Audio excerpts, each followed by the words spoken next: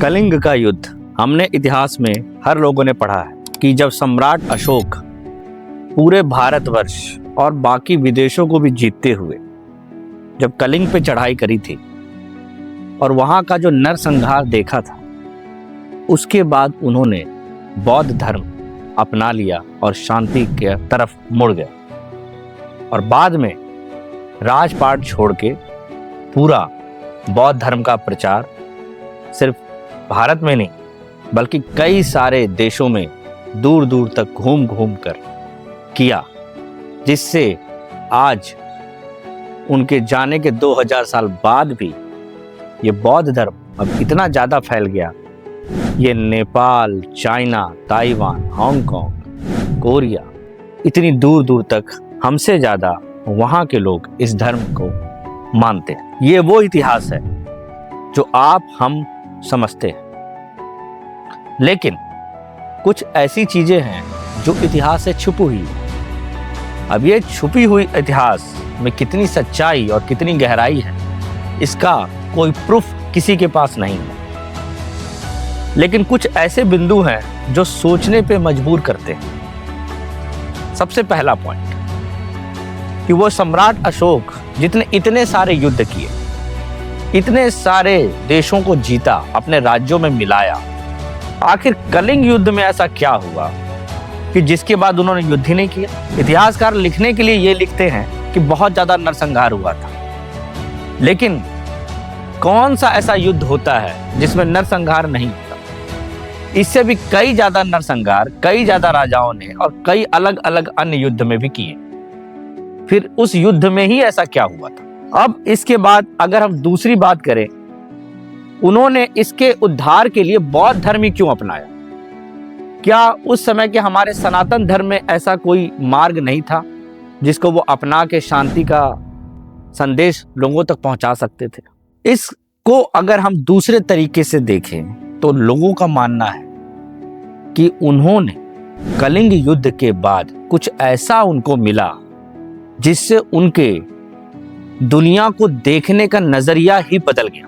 उन्होंने ज्ञान का एक ऐसा भंडार उन्होंने ढूंढा या उन्होंने खोजा या उनको प्राप्त हुआ, जिससे उनको ये पता चला कि हम कौन से मिथ, कौन से छोटी सी दुनिया में जी रहे हैं।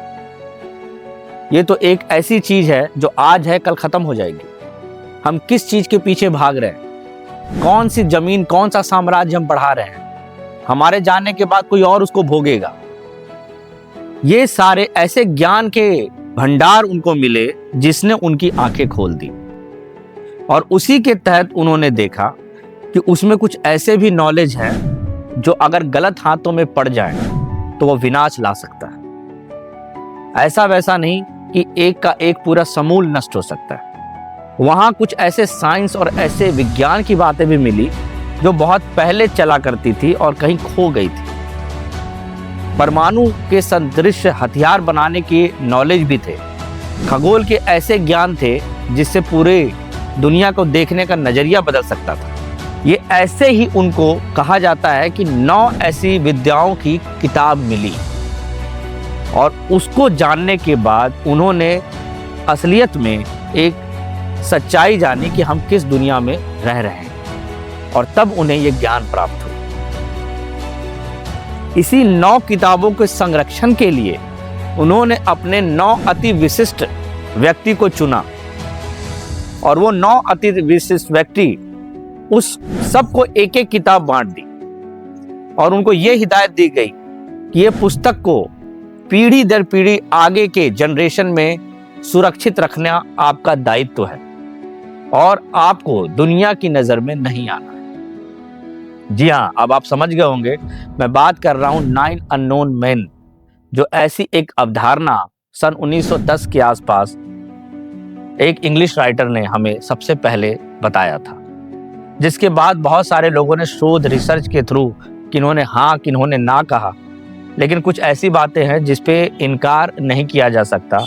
उसमें है कि सम्राट अशोक को कलिंग युद्ध के बाद अचानक ऐसा क्या हो गया जिसके बाद वो बौद्ध धर्म की तरफ चले गए। यहाँ पे एक बात और आती है कि आखिर सम्राट अशोक ने बौद्ध धर्म ही क्यों अपनाया। तो सम्राट अशोक का अगर हम एरा देखें तो ये लगभग ईसा पूर्व 250 साल पहले का एरा उनका माना जाता है। और वहीं अगर हम महात्मा बुद्ध का एरा देखें तो वो लगभग ईसा पूर्व 500 वर्ष पहले का माना जाता है। यानी सम्राट अशोक के 200 साल पहले महात्मा बुद्ध थे। और ये कोइंसिडेंस नहीं है कि वो जो जगह थी वो लगभग वही है। महात्मा बुद्ध का पूरा जो अपना कार्यकाल है, पूरा जो अपना उनकी जीवन है, वो ईस्टर्न यूपी, बिहार और थोड़ा सा उड़ीसा का पार्ट और थोड़ा नेपाल का पार्ट, इसी में वो घूमते रहे।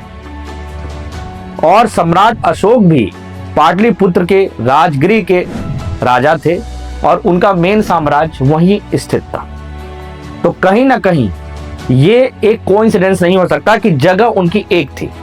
और इसी स्थान पे शायद महात्मा बुद्ध को भी अचानक से बोधि वृक्ष के नीचे ज्ञान प्राप्त हुआ था और उन्होंने समझा था कि आखिर संसार क्या है। तो कुछ लोगों का, इतिहासकार का ये भी मानना है, तो क्या महात्मा बुद्ध को भी वही ज्ञान मिला था जो बाद में सम्राट अशोक तक पहुंचा? क्या वो वही वस्तुएं, वही नॉलेज, वही किताबें थी जिसको संरक्षित करते करते बुद्ध लोगों ने फिर आगे बौद्ध भिक्षुओं ने सम्राट अशोक तक पहुंचाया? क्या उसी नॉलेज को सम्राट अशोक ने फिर आगे 9 अननोन मैन के नाम से उसको डिवाइड कर उस चीज को आज तक संरक्षित रखा है? जैसे सम्राट अशोक को कलिंग युद्ध के बाद ये समझ में आया कि जीवन क्या है, और वैसे ही महात्मा बुद्ध को बोधि वृक्ष के नीचे ये समझ में आया कि जीवन क्या ये कोइंसिडेंस है? इसका उत्तर तो ना आप दे सकते हैं ना हम। अभी भी ये किसी इतिहास के पन्नों में छिपा है। ये सिर्फ एक महज इत्तेफाक है, संयोग है, या इसके अंदर कोई इतिहास या कोई गूढ़ रहस्य छिपा हुआ है। खैर, अगर इसके आगे और भी कोई इंफॉर्मेशन आपको मिलती है या मुझे मिलती है तो प्लीज शेयर करें। और अगर कुछ और इंफॉर्मेशन मिलेगी तो हम आगे अगले वीडियो में इसको बताएंगे। धन्यवाद।